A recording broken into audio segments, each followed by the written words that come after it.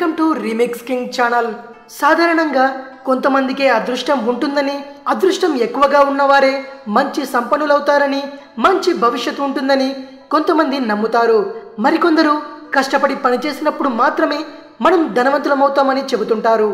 అయితే కొన్ని సంకేతాలు మీలో కనిపించినా, మీకు ఎదురైనా మీరు అదృష్టం పొందుతారని రకరకాల శాస్త్రాలు చెబుతున్నాయి.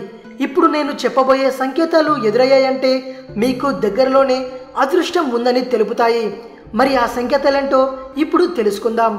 నిద్రలేవగానే కొబ్బరికాయ లేదా తెల్లటి నీటి పక్షి కనిపించిందంటే ఏదో ఒకవైపు నుంచి మీకు అదృష్టం రాబోతుందని సంకేతం.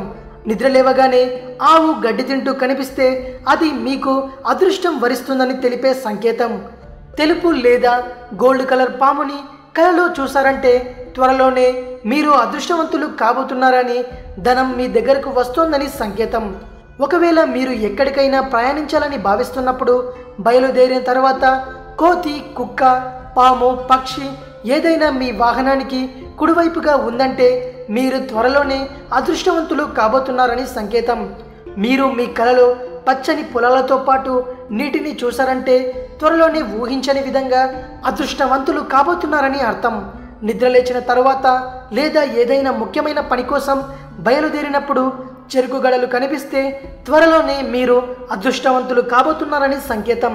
మీరు బయటకు వెళ్ళేటప్పుడు పెళ్ళైన మహిళ ముఖంపై సింధూరంతో కనిపించిందంటే అది చాలా శుభసూచకం.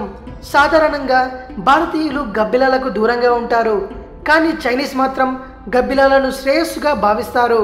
అవి ఇంట్లోకి అనుకోకుండా వచ్చాయంటే దురదృష్టంగా భావిస్తారు, కానీ అవి ఇంట్లో గూడు ఏర్పాటు చేశాయంటే త్వరలోనే సంపదను పొందుతారని సంకేతమట. ఇది విషయం. మరిన్ని ఇంట్రెస్టింగ్ వీడియోస్ కోసం రీమిక్స్ కింగ్ ఛానల్ని సబ్స్క్రైబ్ చేయండి. మరో వీడియోతో మీ ముందుకు వస్తాను. అంతవరకు సెలవు.